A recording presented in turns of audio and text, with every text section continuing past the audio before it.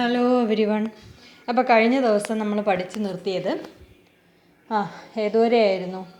Business to business e commerce വരെ ആയിരുന്നു. അപ്പോൾ ഇന്ന് നമ്മൾ പഠിക്കുന്നത് ബിസിനസ് ടു കൺസ്യൂമർ ഇ കോമേഴ്സാണ്. അപ്പോൾ ബിസിനസ് ടു കൺസ്യൂമർ എന്ന് പറഞ്ഞു കഴിഞ്ഞാൽ ഒരു ബിസിനസ് മോഡലാണ്. ഇവിടെ കമ്പനിയും കൺസ്യൂമറും തമ്മിലാണ് ഓൺലൈൻ ട്രാൻസാക്ഷൻസ് നടക്കുന്നത്. ഗുഡ്സ് വിൽക്കുന്നു, ആര് കമ്പനി വിൽക്കുന്നു, കൺസ്യൂമർ പർച്ചേസ് ചെയ്യുന്നു.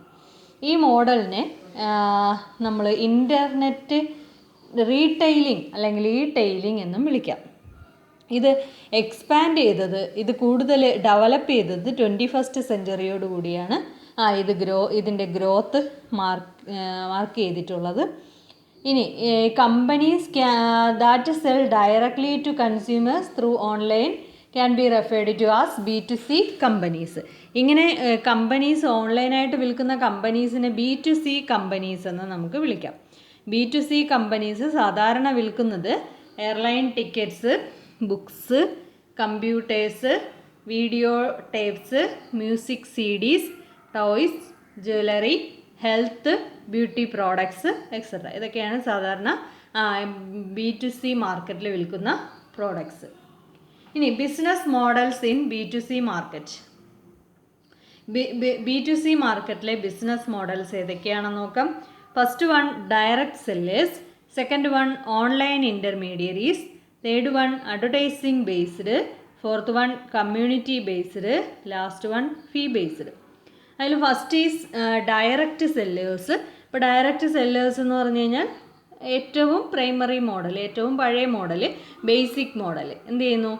Sell products and services directly to the consumers through websites വഴി ഡയറക്റ്റായിട്ട് B2C കമ്പനീസ് പ്രോഡക്റ്റും സർവീസസും കസ്റ്റമേഴ്സിന് വിൽക്കുന്നു. അപ്പോൾ ഇതിന് സാധാരണ ഈ ഡയറക്റ്റ് സെല്ലേഴ്സ് എന്ന് പറയുന്നത് ഇ-ടൈലേഴ്സും മാനുഫാക്ചേഴ്സുമാണ്. അപ്പോൾ അതിനൊരു എക്സാമ്പിൾ എഴുതിക്കൊള്ളണം. Supremes online store. അപ്പോൾ ടെക്സ്റ്റിൽ ഇല്ലാത്ത കാര്യങ്ങളും കുറേ കാര്യങ്ങൾ ഞാൻ പറയും. അപ്പോൾ ടെക്സ്റ്റും കൂടെ എടുത്തു വെച്ചിട്ട് വേണം വീഡിയോ ലെസൺ കാണാൻ. അപ്പോൾ ടെക്സ്റ്റിൽ ഇല്ലാത്ത കാര്യങ്ങൾ, എക്സാമ്പിൾ, അഡീഷണൽ ആയിട്ടുള്ള കാര്യങ്ങളൊക്കെ പറയുമ്പോൾ ഒന്ന് കുറിച്ച് വെച്ചേക്കണം. ടെക്സ്റ്റിൽ തന്നെ കുറിച്ചാലും മതി. ഇനി രണ്ടാമത്തെ ടൈപ്പാണ് ഓൺലൈൻ ഇൻ്റർമീഡിയറീസ്. ഇപ്പോൾ ഓൺലൈൻ ഇൻ്റർമീഡിയറീസ് എന്ന് പറയുമ്പോൾ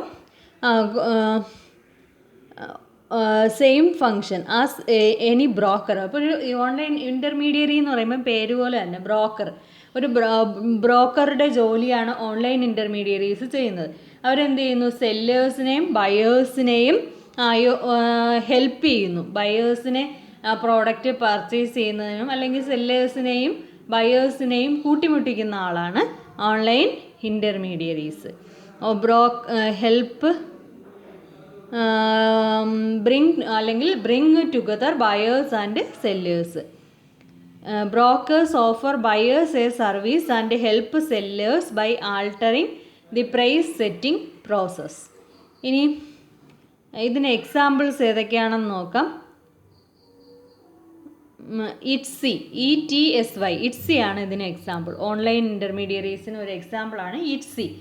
capital TSY small letters, Etsy. മൂന്നാമത്തേതാണ് അഡ്വർടൈസിംഗ് ബേസ്ഡ്. അപ്പോൾ അഡ്വർടൈസിംഗ് ബേസ്ഡ് എന്ന് പറയുമ്പോൾ പോപ്പുലർ വെബ്സൈറ്റ്സ് എന്ത് ചെയ്യുന്നുണ്ട്? Rely on advertising based models. B2C മാർക്കറ്റിന് വേണ്ടിയിട്ട് അഡ്വർടൈസ്മെൻറ്റ്സ് കൊടുക്കുന്നുണ്ട് പോപ്പുലർ വെബ്സൈറ്റ്സിൽ. അതായത് ബ്ലോഗ്, വെബ്സൈറ്റ്, WW എന്നറിയാം. നമ്മളെ മൂഡിലിൻ്റെ പ്ലാറ്റ്ഫോം എടുക്കുമ്പോൾ പരസ്യങ്ങൾ വരുന്നില്ലേ? അതുപോലെ അപ്പോൾ അതുപോലെയുള്ള വെബ്സൈറ്റ്സ് എടുക്കുമ്പോൾ അതിലിങ്ങനെ പോപ്പപ്പ് വിൻഡോ ആയിട്ടും അല്ലാതെ ആയിട്ടും എന്ത് ചെയ്യും? പരസ്യങ്ങൾ ഇങ്ങനെ വന്നുകൊണ്ടിരിക്കും. അപ്പോൾ അങ്ങനെ വെബ്സൈറ്റ്സ് വഴി, ബ്ലോഗ് വഴി, ഫോറം വഴി ഒക്കെ പരസ്യങ്ങൾ കൊടുക്കുന്നതിനെയാണ് അഡ്വർടൈസിങ് ബേസ്ഡ് എന്ന് പറയുന്നത്. അപ്പോൾ വെബ്സൈറ്റ്സുകൾക്ക് എന്താണ് നേട്ടം എന്ന് പറയുമ്പോൾ ഇങ്ങനെ ഡിസ്പ്ലേ ചെയ്യുമ്പോൾ അവർക്കൊരു ബെനിഫിറ്റ് കിട്ടും. അഡ്വർടൈസ്മെൻറ്റിൽ നിന്നും ഒരു ബെനിഫിറ്റ് കിട്ടും. കൺസ്യൂമേഴ്സിന് ഇതിന് കാണുന്നതിന് പൈസയൊന്നും കൊടുക്കണ്ട. ഇങ്ങനെ വെബ്സൈറ്റ്സിലൂടെ പരസ്യങ്ങൾ കാണുന്നത് കൊണ്ട് കൺസ്യൂമേഴ്സിന് പൈസയൊന്നും കൊടുക്കണ്ട. ഇവർക്കൊരു നേട്ടമുണ്ട്, വെബ്സൈറ്റുകാർക്ക് നേട്ടമുണ്ട്.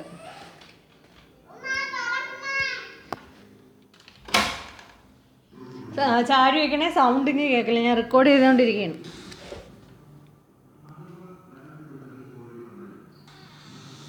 അപ്പം അഡ്വർടൈസിങ് ബേസ്ഡ് ആണ് പറഞ്ഞത്. അഡ്വർടൈസിങ് ബേസ്ഡിന് എക്സാമ്പിൾസ് ആണ് Huffington post, HUFFINGTON, Huffington post. അതുപോലെ tech crutch, TECHRUCH, tech crutch. ഇത് രണ്ടും അഡ്വർടൈസിങ് ബേസ്ഡിന് എക്സാമ്പിൾസ് ആയിട്ടുള്ള B2C ഇ കൊമേഴ്സ് മോഡൽസ് ആണ്. അടുത്തത് കമ്മ്യൂണിറ്റി ബേസ്ഡ്. കമ്മ്യൂണിറ്റി ബേസ്ഡ് എന്ന് പറഞ്ഞു കഴിഞ്ഞാൽ ഇത് ഓൺലൈൻ കമ്മ്യൂണിറ്റീസ് എന്ത് ചെയ്യുന്നുണ്ട്? സോലിയ സൗണ്ട് ഉണ്ടാക്കൽ ഞാൻ റെക്കോർഡ് ചെയ്യണം. ഇപ്പോൾ ഓൺലൈൻ കമ്മ്യൂണിറ്റീസ് എന്ത് ചെയ്യുന്നുണ്ട്? അഡ്വർടൈസ്മെൻറ്റ് കൊടുക്കാറുണ്ട്. അതായത് ഇപ്പം സോഷ്യൽ മീഡിയ പ്ലാറ്റ്ഫോംസ് ഉണ്ടല്ലോ, ഫേസ്ബുക്ക്, വാട്സാപ്പ്, അതുപോലെ ഇൻസ്റ്റഗ്രാംസ്, അതുപോലെ സോഷ്യൽ മീഡിയ, ടിക്ടോക്ക്. അപ്പം അവരൊക്കെ എന്ത് ചെയ്യുന്നുണ്ട്? അഡ്വർടൈസ്മെൻറ്റ് കൊടുക്കുന്നു. ഹെൽപ്പ് അഡ്വർടൈസേഴ്സിനെ ഹെൽപ്പ് ചെയ്യുന്നുണ്ട് to shared interest or market their product directly to site users. ഇപ്പം കൺസ്യൂമേഴ്സിൻ്റെ അടുത്ത് ഈ സാധനങ്ങളെ കുറിച്ചുള്ള വിവരങ്ങൾ അഡ്വർടൈസ്മെൻറ്റുകൾ എത്തിക്കുന്നതിന് വേണ്ടി എന്ത് ചെയ്യുന്നുണ്ട്? ഈ കമ്മ്യൂണിറ്റീസ്, ഓൺലൈൻ കമ്മ്യൂണിറ്റീസായ സോഷ്യൽ മീഡിയ പ്ലാറ്റ്ഫോംസ് സഹായിക്കുന്നു. അപ്പോൾ അതിനെയാണ് community based B2C E commerce എന്ന് വിളിക്കുന്നത്. അടുത്ത ഫീ ബേസ്ഡ് ആണ് ഏറ്റവും അവസാനത്തേത്. ഫീ ബേസ്ഡ് എന്ന് പറഞ്ഞു കഴിഞ്ഞാൽ ഡയറക്റ്റ് ടു കൺസ്യൂമർ സൈറ്റ് ആണ്. അപ്പോൾ ഇവിടെ ഒരു സബ്സ്ക്രിപ്ഷൻ ഫീ ഈടാക്കും. അപ്പോൾ കൺസ്യൂമറിൻ്റെ സൈറ്റിൽ ഡയറക്റ്റ് ടു കൺസ്യൂമർ സൈറ്റാണ്. അപ്പോൾ അതിന് വേണ്ടി ഒരു സബ്സ്ക്രിപ്ഷൻ ഫീ ഒക്കെ ഈടാക്കും. നമുക്ക് അഡ്വർടൈസ്മെൻറ്റ് ആക്സസ് ചെയ്യണമെങ്കിൽ നമ്മൾ പൈസ അടയ്ക്കണം. അപ്പോൾ അങ്ങനെയുള്ളതാണ് ഫീ ബേസ്ഡ്. അപ്പോൾ നമുക്ക് അഡ്വർടൈസ്മെൻറ്റ് കാണണമെങ്കിലും ആ പ്രോഡക്റ്റ് പർച്ചേസ് ചെയ്യുന്നതിനെക്കുറിച്ച് അന്വേഷിക്കണമെങ്കിലും ആ പ്രോഡക്റ്റിനെ കുറിച്ച് കാണണമെങ്കിലും അപ്പോൾ അഡ്വർടൈസ്മെൻറ്റ് വീഡിയോ കാണണമെങ്കിൽ എന്ത് കൊടുക്കണം? ഫീ അടയ്ക്കണം. അപ്പോൾ അങ്ങനെയുള്ളതാണ് ഫീ ബേസ്ഡ്. അടുത്തത് key features of B2C model. അതിൽ ഫസ്റ്റ് പോയിൻ്റ് ഈസി സെർച്ച്. ഇപ്പോൾ B2C ഇ കൊമേഴ്സ് മോഡൽസ് എല്ലാം നമുക്ക് എന്ത് ചെയ്യാൻ പറ്റും? വളരെ എളുപ്പത്തിൽ ഫാസ്റ്റായിട്ട് സെർച്ച് ചെയ്ത് കണ്ടുപിടിക്കാൻ പറ്റും. ഐറ്റംസ്, നമുക്കിഷ്ടമുള്ള ഐറ്റംസ് പരതി നടക്കേണ്ട, നമുക്ക് പെട്ടെന്ന് ഐറ്റംസ് കണ്ടുപിടിക്കാൻ പറ്റും from different suppliers through A custom search. അടുത്ത പേഴ്സണലൈസേഷൻ എന്ന് പറയുമ്പോൾ കസ്റ്റമേഴ്സിൻ്റെ ഒരു റെക്കോർഡ് ഓരോ B2C കമ്പനീസും മെയിൻറ്റെയിൻ ചെയ്ത് വെച്ചിരിക്കും. ഇവരുടെ പർച്ചേസ് ഹിസ്റ്ററി, ഓർഡർ സൈസ്. ഇപ്പോൾ നമ്മൾ ഓൺലൈനായിട്ട് എന്തെങ്കിലും പ്രോഡക്റ്റ് പർച്ചേസ് ചെയ്തു എന്നിരിക്കട്ടെ, അവർ കറക്റ്റായിട്ട് നമ്മളെ പേരും ഇമെയിൽ ID ഒക്കെ മൊബൈൽ നമ്പരും ഒക്കെ സൂക്ഷിച്ച് വെച്ചിട്ട് പിന്നെയും വിളിക്കും. അഡ്വർടൈസ്മെൻറ്റുകൾ ഇങ്ങനെ പറഞ്ഞുകൊണ്ടിരിക്കും. അപ്പോൾ അതിനെയാണ് നമ്മൾ എന്തെന്ന് പറയുന്നത്? പേഴ്സണലൈസേഷൻ എന്ന് വിളിക്കുന്നത്. ഇനി ഡയറക്റ്റ് സെല്ലിംഗ്. ഇപ്പോൾ ഡയറക്റ്റ് സെല്ലിംഗ് എന്ന് പറഞ്ഞു കഴിഞ്ഞാൽ എന്ത് ചെയ്യുന്നുണ്ട്? ഇത് കൂടുതലും ഫോക്കസ് ചെയ്യുന്നത് B2C മോഡൽ ഡയറക്റ്റ് സെല്ലിംഗ് ആണ്. അവിടെ വേറെ ഒരു ഇൻ്റർമീഡിയറീസും വരുന്നില്ല, ഹോൾസെയിലറോ റീറ്റെയിലറോ വരുന്നില്ല. അപ്പം direct manufacturer to the consumer. അപ്പോൾ ഇതൊരു ഡയറക്റ്റ് സെല്ലിംഗ് മെത്തേഡാണ്. ഇനി സിമ്പിൾ സെയിൽസ് പ്രോസസ്സ്. ഇവിടെ കസ്റ്റമേഴ്സിനൊക്കെ എന്ത് ചെയ്യുന്നു? ഒരു ഹാപ്പിനെസ് ഫീൽ ചെയ്യും. അതുപോലെ തന്നെ നമുക്ക് ക്ലയൻസിൽ നിന്നും കുറച്ച് കൊറീസൊക്കെ വരാറുള്ളൂ. അപ്പോൾ അത് ആർക്കും നല്ലതാണ്, ബിസിനസ്സിനെ സംബന്ധിച്ചിടത്തോളവും നല്ലതാണ്. അടുത്തത് ഹയർ പ്രൈസ്ഡ് പ്രോഡക്ട്സ്. മിക്കവാറും B2C മോഡൽസിൽ പർച്ചേസ് ചെയ്യുന്നത് ഈ ലാപ്ടോപ്പൊക്കെ എന്നൊക്കെ പറഞ്ഞില്ലേ, അപ്പോൾ അങ്ങനെയുള്ളതൊക്കെ എല്ലാം ജുവലറിയൊക്കെ ഇവിടെ കേസിലൊക്കെയാണ് ഇത് വരുന്നത്. എന്താണ്? ഹൈ പ്രൈസ്ഡ് ആയിരിക്കും. അതുപോലെ വോളിയം കുറവായിരിക്കും. ഒന്നേ പർച്ചേസ് ചെയ്യുള്ളൂ, പക്ഷേ അതിൻ്റെ വോളിയം എന്ന് പറഞ്ഞാൽ എണ്ണം കുറവാണ്, പ്രൈസ് കൂടുതലാണ്.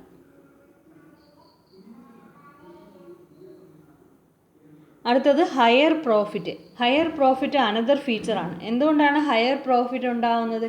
ഇതിനകത്ത് ഹോൾസെയിലർ ഇല്ല, റീറ്റെയിലർ ഇല്ല. അപ്പോൾ അവരുടെയൊക്കെ പെർസെൻറ്റേജ് ഓഫ് പ്രോഫിറ്റ് ആർക്കാണ് പോകുന്നത്? ബിസിനസ്മെനാണ് പോകുന്നത്, അല്ലേ? പ്രൊഡ്യൂസർക്കാണ് പോകുന്നത്. അപ്പോൾ അവിടെ ഹയർ പ്രോഫിറ്റ് മറ്റൊരു ഫീച്ചറാണ്.